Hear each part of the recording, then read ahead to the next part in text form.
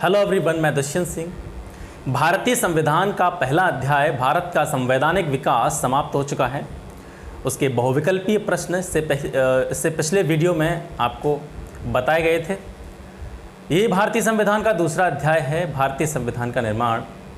तो जो भारतीय संविधान का निर्माण है वो शुरू होता है भारतीय संविधान सभा के गठन की मांग के साथ। तो सबसे पहले हम जानेंगे भारतीय संविधान सभा की मांग, यानी संविधान के निर्माण के लिए जो संविधान सभा बनाई गई थी उसकी मांग कब उठी।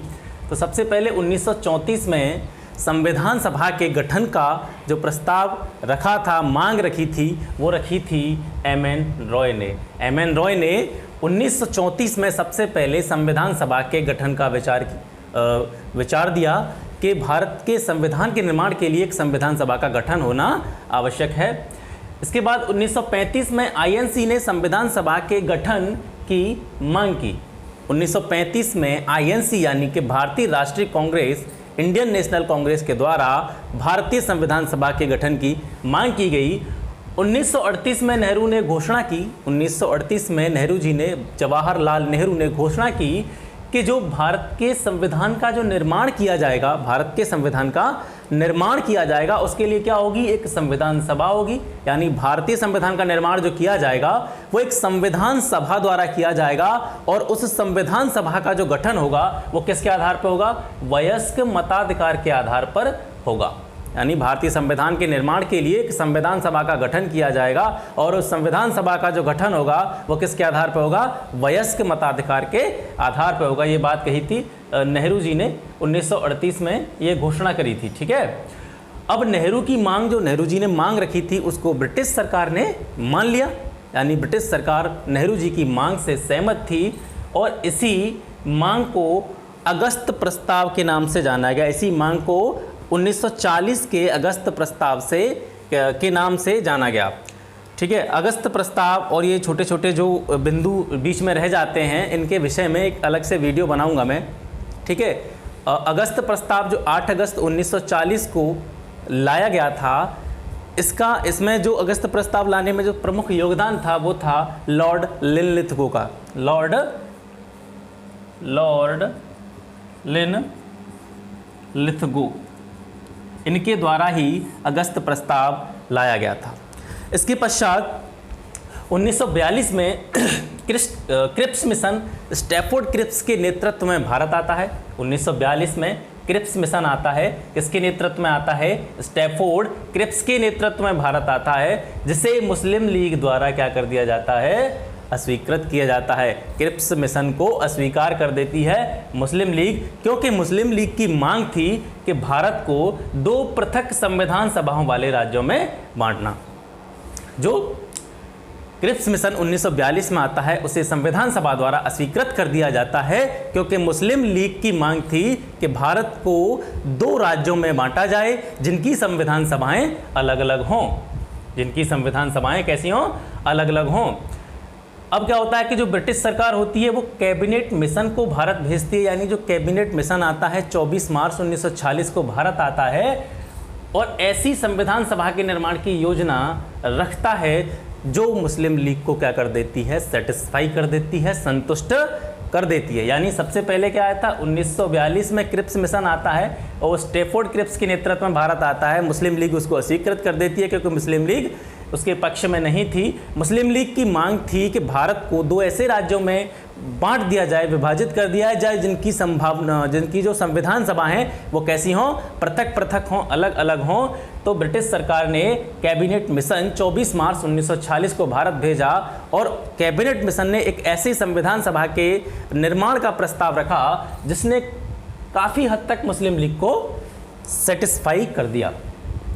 अब आती है बात संविधान सभा के गठन की। तो जो संविधान सभा का गठन हुआ था वो नवंबर 1946 में हुआ था। कैबिनेट मिशन प्लान, जिसका नाम आपने सुना होगा, 1946 में हुआ था संविधान सभा का गठन कैबिनेट मिशन प्लान के सुझावों के तहत। यानी जो संविधान सभा का गठन हुआ था वो कैबिनेट मिशन प्लान के सुझावों के तहत हुआ था। इसमें क्या क्या प्रावधान थे कि इसकी जो कुल सदस्य संख्या होनी थी, ठीक है, संविधान सभा की जो कुल सदस्य संख्या होनी थी वो होनी थी 389, 389 सदस्य इसमें होने थे, जिसमें 296 सदस्य ब्रिटिश भारत से लिए जाने थे। ठीक है, कुल सदस्य संख्या कितनी होनी थी? 389 होनी थी, जिसमें से 296 सदस्य ब्रिटिश भारत से लिए जाने थे और 93 जो सदस्य थे वो कहाँ से लिए जाने थे? देसी रियासतों से लिए जाने थे। ठीक है, 389 में से 296 सदस्य ब्रिटिश भारत से लिए जाने थे और 93 सदस्य देसी रियासतों से लिए जाने थे।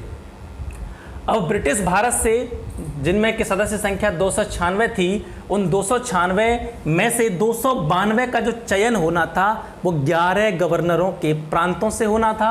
यानी 296 ब्रिटिश भारत के जो सदस्य थे या ब्रिटिश भारत की जो 296 सीटें थीं, उनमें से 292 सीटों का चयन 11 गवर्नरों के प्रांतों के 11 गवर्नरों के प्रांतों से होना था और 4 सीटों का चयन मुख्य आयुक्तों के प्रांतों से किया जाना था। 4 सीटों का चयन मुख्य आयुक्तों के प्रांतों से किया जाना था। जो 4 मुख्य आयुक्तों के जो प्रांत थे, उनके कभी कभी प्रश्न पत्र में नाम पूछ लेता है, तो उनके नाम मैंने यहाँ पर दर्शा दिए हैं। जैसे जो 4 मुख्य आयुक्तों के जो प्रांत थे वो कौन कौन से थे?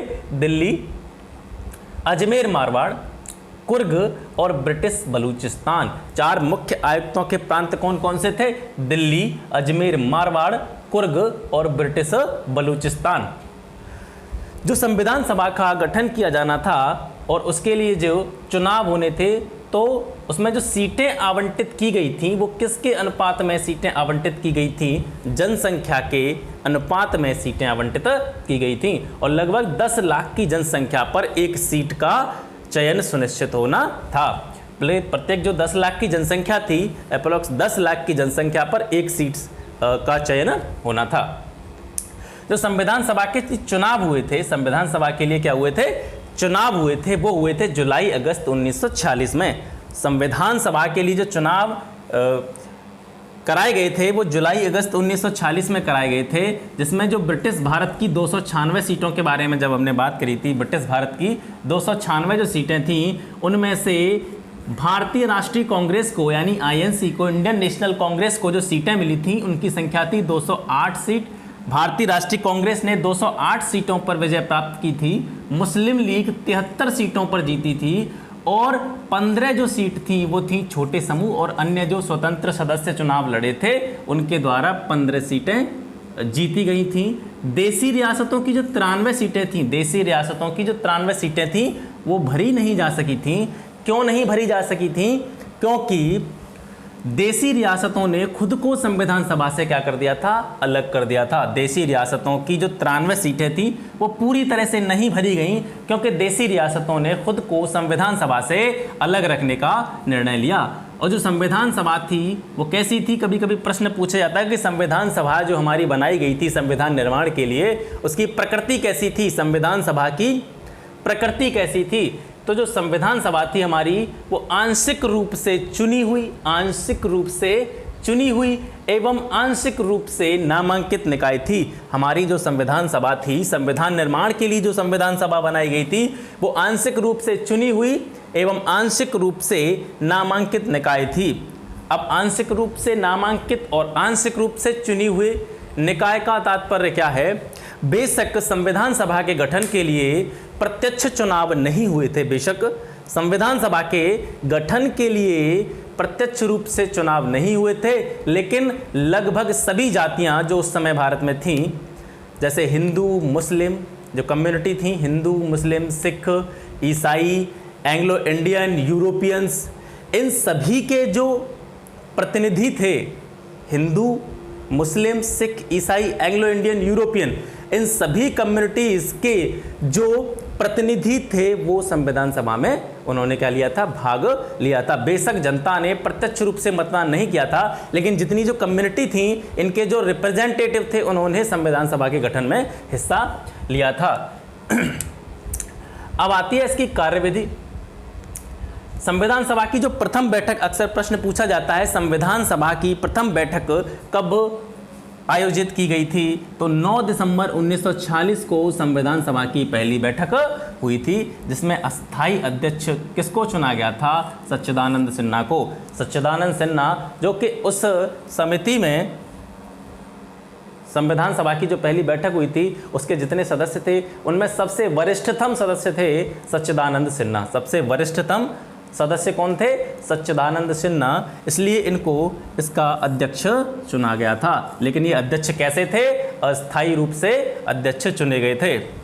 मुस्लिम लीग द्वारा इस बैठक का क्या किया गया? बहिष्कार किया गया था। संविधान सभा की जो प्रथम बैठक हुई थी 9 दिसंबर 1946 को, मुस्लिम लीग के द्वारा उस संविधान सभा की प्रथम बैठक का क्या किया गया था?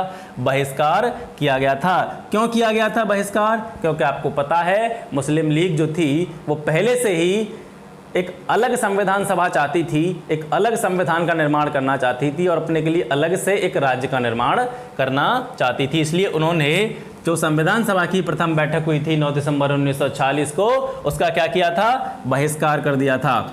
इसके बाद में 11 दिसंबर 1946 की डेट आती है और संविधान सभा की दूसरी बैठक होती है। संविधान सभा की दूसरी बैठक कब होती है? 11 दिसंबर 1946 को होती है, जिसमें सर्वसम्मति से स्थायी अध्यक्ष किसको चुना जाता है? डॉक्टर राजेंद्र प्रसाद को। डॉक्टर राजेंद्र प्रसाद को संविधान सभा की दूसरी बैठक में 11 दिसंबर 1946 को स्थायी अध्यक्ष चुना जाता है। उसके उपाध्यक्ष कौन थे? एच.सी. मुखर्जी और वी.टी. कृष्णमाचारी। एच.सी. मुखर्जी और वी.टी. कृष्णमाचारी को उस बैठक में उपाध्यक्ष चुना जाता है। अतः हम कह सकते हैं कि संविधान सभा की दूसरी बैठक जो 11 दिसंबर 1946 को हुई थी, उसमें अध्यक्ष कौन थे? स्थायी अध्यक्ष कौन थे? डॉक्टर राजेंद्र प्रसाद थे। और उस बैठक में 2 उपाध्यक्ष चुने गए थे, एक थे एच.सी. मुखर्जी और दूसरे थे वी.टी. कृष्णमाचारी। इसके अलावा संवैधानिक सलाहकार के रूप में चुना गया था सर बी.एन. राव को। संवैधानिक सलाहकार के रूप में किसको चुना गया था? Sir BN. राव को चुना गया था। ठीक है, ये हो गया आज का पूरा टॉपिक। इसके बाद में जैसे आप देखते होंगे कभी कभी कुछ ऐसे मतलब शब्द रह जाते हैं जिनके लिए व्याख्या नहीं हो पाती पूरी तरह से। जैसे यहाँ पे आया क्रिप्स मिशन, क्रिप्स मिशन आया। यहाँ पे एक अगस्त प्रस्ताव के बारे में आपने पढ़ा होगा। अगस्त प्रस्ताव है, क्रिप्स मिशन है, ठीक है। मुस्लिम लीग से संबंधित जितने भी चीज़ें हैं, ठीक है, इनके लिए क्या करेंगे, जैसे जैसे चैप्टर जैसे हमारा ख़त्म हो जाएगा, चैप्टर हमारा समाप्त हो जाएगा, उसके बाद में एक अलग से वीडियो सिर्फ अगस्त प्रस्ताव के लिए, एक अलग से वीडियो जिसमें सिर्फ बताया जाएगा क्रिप्स मिशन के बारे में। ठीक है, तो जो भी पॉइंट छूट जाते हैं, जो भी पॉइंट कवर नहीं हो पाते हैं, यहाँ पर मैं एक स्टोरी क्रिएट करने की कोशिश करता हूँ कि जैसे एक लिंक बन जाए जिससे याद करने में, इनको समझने में थोड़ी आसानी हो। इस वजह से इनके बारे में विस्तार से नहीं बताया जाता। जैसे अगस्त प्रस्ताव है, अगर मैं अगस्त प्रस्ताव के बारे में बोलने लग जाऊंगा तो 10-12 मिनट इसमें चले जाएंगे पूरे, फिर एक लिंक टूट जाएगा। ठीक है, यहाँ पर अगस्त प्रस्ताव के बारे में हमें पता तो चल गया कि 1940 में अगस्त प्रस्ताव आया था, लॉर्ड लिनलिथगो जो वायसराय थे उनके द्वारा लाया गया था। और इसमें क्या किया गया था? अगस्त प्रस्ताव में मुस्लिमों के हितों का उल्लेख किया गया था, मुस्लिमों के हितों का उल्लेख किया गया था। और इसके अलावा इसमें ये बताया गया था कि जो गवर्नमेंट है वो बिना मुस्लिमों के, यानी जो अल्पसंख्यक थे उस समय के, बिना अल्पसंख्यकों की स्वीकृति के कोई भी कानून पास नहीं कर सकती है। ये अगस्त प्रस्ताव के प्रावधान थे, अगस्त प्रस्ताव में ये बताया गया था। ठीक है, तो इनके बारे में एक विस्तार से वीडियो बना देंगे, अलग से इसके बारे में चर्चा कर लेंगे। तब तक आप इसके नोट्स बनाइए, इसको ध्यान से समझिए। फिर मिलते हैं अगले वीडियो में, अगली क्लास में। तब तक के लिए नमस्कार।